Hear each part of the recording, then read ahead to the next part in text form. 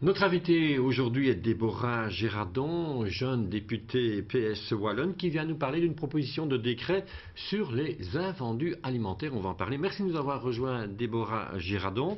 Merci. On va rappeler que vous êtes cérésienne, que vous avez 28 ans, que vous étiez deuxième suppléante aux élections 2014 à la région Wallonne et que vous avez fait le 6e score du PS et vous avez remplacé Isabelle Simonis en tant que députée wallonne. Je crois que j'ai à peu près tout dit. C'est bien ça, effectivement. C'est bien juste. Première question peut-être, vous avez 28 ans, c'est jeune. Qu'est-ce qui vous a décidé à vous lancer dans la politique? C'est pas toujours évident la politique. Non, effectivement, et c'est vrai qu'au tout début, c'était au grand désespoir de mes parents. Donc j'avais 16 ans quand je me suis lancée en politique. C'est simplement un fait d'actualité. Le Pen passait au second tour des présidentielles en France en battant le candidat socialiste et l'ensemble des Français avaient le choix entre la droite et l'extrême droite. C'était un fait d'actualité qu'on peut peut-être rappeler par rapport à l'actualité aujourd'hui quand on voit les élections départementales. Et quand on a fait l'analyse du vote français, on s'est rendu compte que c'est parce que les jeunes n'avaient pas été votés. En soi, les jeunes sont plus tolérants, c'est ce qui traduit en général le vote.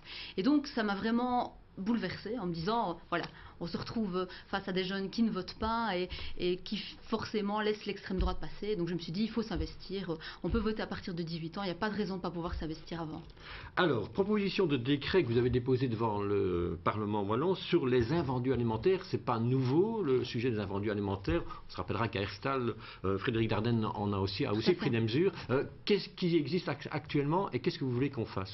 En fait, Frédéric Dardenne a été pionnier en la matière. Donc lui, sur la ville d'Herstal, il a instauré, grâce au permis d'environnement, qui est une base légale pour l'ensemble des grandes surfaces, qu'elles donnent leurs invendus à des associations. Suite à l'initiative de Frédéric Dardenne, un décret a été voté au Parlement wallon pour pouvoir obliger les grandes surfaces par le permis d'environnement à donner. Mais un permis d'environnement, tout le monde connaît un permis. Si vous avez un permis pour votre maison qui a été attribué il y a 2 ans, il va courir même si les normes environnementales changent. C'est pareil pour les grandes surfaces. Donc toutes les grandes surfaces qui avaient déjà leur permis d'environnement auparavant n'étaient pas obligées de se soumettre à cette nouvelle législation. Et donc moi, en tant qu'échevine de Seraing, j'avais 19 grandes surfaces sur mon territoire à Seraing et je ne pouvais en obliger que 2 qui devaient renouveler leur permis d'environnement. Et donc techniquement, sur le terrain, je ne pouvais obliger que 2 grandes surfaces à donner leurs invendus. Et donc vous voulez aller plus loin maintenant? Tout à fait. Donc l'objectif maintenant, c'est de contraindre l'ensemble des grandes surfaces, d'une part, mais pas que les grandes surfaces. Il y a aussi toute l'industrie agroalimentaire qui produit énormément de nourriture, qui n'est pas distribuée dans les grandes surfaces et qui est détruite plutôt que d'être donnée à des associations. Donc on veut forcer les grandes surfaces, l'industrie agroalimentaire et travailler en collaboration avec les plus petits magasins qui eux ont moins de personnel pour pouvoir organiser ça, ainsi que les agriculteurs qui peuvent donner des récoltes qui ne sont pas vendues pour plusieurs raisons. Alors la technique, ce serait de scanner les produits et d'en faire une espèce de banque alimentaire. C'est ça.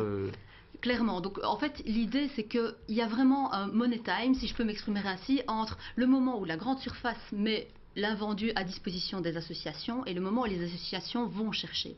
Et donc ça excluait, à cause des normes ASCA, tous les produits frais. Donc toutes les viandes, tous les laitages, tous les légumes ne pouvaient pas être donnés aux associations et pourtant on connaît vraiment les valeurs nutritives de ces produits pour les personnes qui sont vraiment dans le besoin.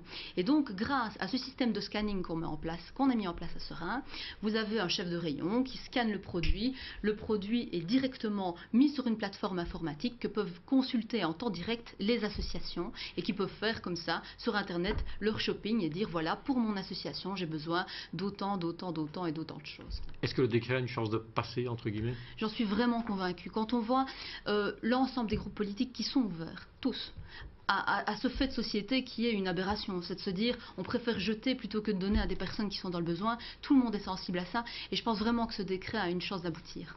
Alors, on parle aussi d'un autre sujet. Vous êtes donc parlementaire wallonne. Hier, on a parlé du tram au Parlement wallon. Bon, mauvaise nouvelle pour la ville de Liège récemment. Décision d'Eurostat un peu de bloquer le financement du tram. Vous avez posé une question au ministre Carlo Di Antonio et quelle a été la réponse? Où en est-on concrètement? Tout à fait. En tant que liégeoise, je ne pouvais être que sensible à ce problème et c'est pour, je pense, l'ensemble de la région liégeoise un gros souci. Et donc il fallait absolument interpeller le ministre, c'est ce que j'ai fait avec d'autres parlementaires. Et donc effectivement ce mode de financement pose problème, c'est ce qu'a dit Eurostat et le ministre s'est vu rassurant, vraiment. Donc en l'état il n'y a pas de solution directe, mais la solution la plus à même d'aboutir, c'est celle de négocier avec Eurostat. Parce qu'Eurostat dit tout simplement, le tram doit être payé d'un coup par les pouvoirs publics, mais on comprendra aisément que payer autant de millions d'euros d'un coup, c'est possible pour aucun pouvoir public. Et ça voudrait dire que l'ensemble des projets à grande dimension serait bloqué pour l'ensemble des régions en Belgique, c'est impossible. Donc le ministre nous a vraiment rassurés en disant il faut trouver une solution avec Eurostat, sinon on ne pourra plus jamais faire de projets à grande ampleur.